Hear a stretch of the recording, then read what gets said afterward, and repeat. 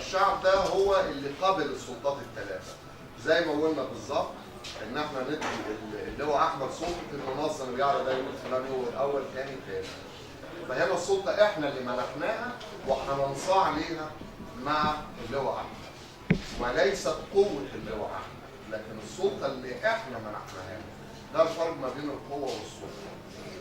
مصر هي قريبه جدا من النظام الرئاسي الفرنسي اللي هو فيه خلط البرلمانيه مع النظام الرئاسي الجامعي، اللي هو النظام البرلماني مع الجامعة. فبالتالي السلطات الثلاثة في مصر سلطات منفصلة.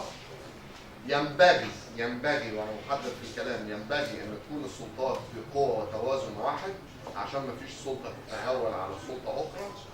الفصل بينهم فصل مرن، يعني في تداخل تعاوني بين السلطات ورقابة بين السلطات وبعضيها. الفصل المرن يعني تعاون ورقابة بين السلطات الثلاثة، وادينا صور لكده. تمام؟ السلطة التنفيذية هي اللي مسؤولة عن إدارة شؤون البلاد، وقلنا بتتمثل في رئيس الجمهورية والحكومة والمحليات الثلاث مستويات. لأن المحليات يا جماعة احنا بنسميها الحكومات الإقليمية.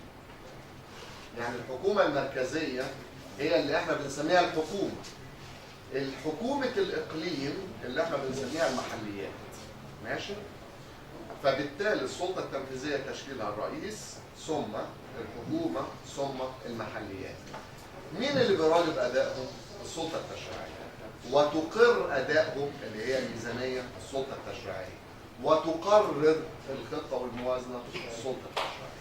يبقى في رقابة وموازنة. طيب السلطة التشريعية القضاء، لو انتوا حضراتكم طبعا كنا عارفين انه الانتخابات فرزها بتم عن طريق القضاء. اعلان النتائج عن طريق القضاء. العملية التنظيمية بتقوم بها السلطة التنفيذية الفصل والقرار من السلطة القضائية. يبقى ده الشكل الفصل المرن في تعاون وفي رقابة. وقلنا امريكا ما فيهاش حاجة زي كده. يعني الدستور الامريكي فيه فصل بين السلطات جامد. لدرجة ان السلطة قلنا القضائية تغولت، يعني بيغول في امريكا اللي هي المحكمة الفيدرالية. لأن المحكمة الفيدرالية دي يعين أعضائها الرئيس الأمريكي وليس له حق فصل وما بيطلعش معاش لغاية لما يموت. القضاء الفيدرالي. تمام؟ فوصلوا في فترة إن كان القضاء الفيدرالي هو اللي بيهيمن على القضاء في الولايات. تمام؟ وقلنا إن دور التشريع في الولايات المتحدة الأمريكية تشريع وفقط. تشريع وفقط، يعني حتى لما يجيب وزير يستجوبه مش منحب. طيب مين اللي يجيب الرئيس؟ القضاء. والقضاء ايه؟ الفيدرالي، مش قضاء الولايه. يعني مش قاضي مثلا الحكومه موجوده في واشنطن يجي قائد من قاضي من واشنطن يحكم على اوباما، لا. لازم القضاء فيدرالي هو اللي يحكم على الرئيس، لان الرئيس فيدرالي ما هوش رئيس ولايه. تمام؟ فقلنا ان ضروره الفصل لعدم التداخل، وقلنا ضروره التوازن لعدم تغول سلطه على سلطه. فتخيلوا لو ان السلطه التنفيذيه اصبحت اكثر نفوذا على القضائيه وتنصاع لها القضائيه، خلاص كده مفيش عدل. ممكن ندخل في مراحل الاستبداد.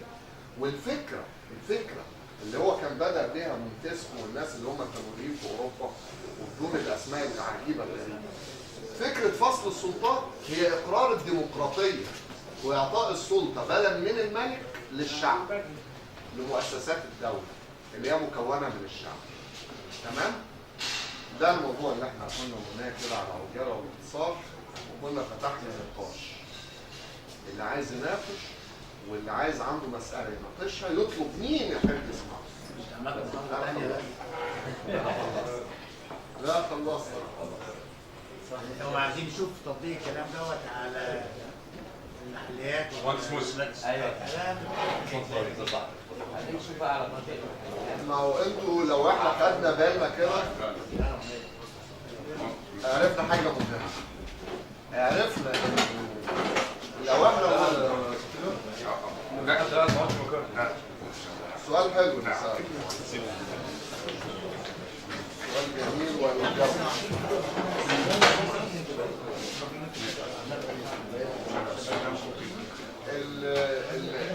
المهندس موسى جاب السلطات والعلاقه بالمحليات، صح؟ هناخد السؤال ده ونحكي. اولا احنا منتظرين ايه جميعا؟ قانون محليات، صح؟ قانون المحليات لو احنا لما اتكلمنا في السلطات نقدر نفكر هيمشي ازاي؟ يبقى اول حاجه القانون مين اللي هيقترحه؟ مجلس الوزراء اللي هي الحكومه. هيقترحوه على السلطه الايه؟ التشريعيه. لما هتقروا السلطه التشريعيه مين اللي هينفذ؟ السلطه التنفيذيه باشراف لتوخي الظلم لاقرار العدل. ماشي؟ طيب تعالوا نقسم. احنا قلنا السلطه التنفيذيه مكونه من 3 مؤسسات في مصر. مؤسسه الرئاسه ومؤسسه الحكومه اللي هو المجلس، مجلس الوزراء، والمحليات. ايهما يعني لو احنا عملناها كده تمشي هرم؟ يعني الحته اللي فوق صغيره والحته اللي في النص اكبر والقاعده اكبر خالص ولا لا؟ هتلاقوا المحليات اكبر، يعني عدد اعضاء المحليات اكثر كتير من اعضاء الحكومه. اكثر كتير. وخلي بقى ننتبه، البعض يخلط ما بين المجلس الشعبي المحلي والتشريع. لا، المجلس الشعبي هو شكل من اشكال رقابه السلطه التنفيذيه على ادائها. زي ما اي واحد فينا في مؤسسه وجوه المؤسسه قطاع للرقابه، صح؟ كذلك اداء المحليات اللي هي اصيله سلطه تنفيذيه من خلال الشعب في مجلس اللي هو المجلس الشعبي المحلي اللي احنا بنعمل توعيه له وعايزين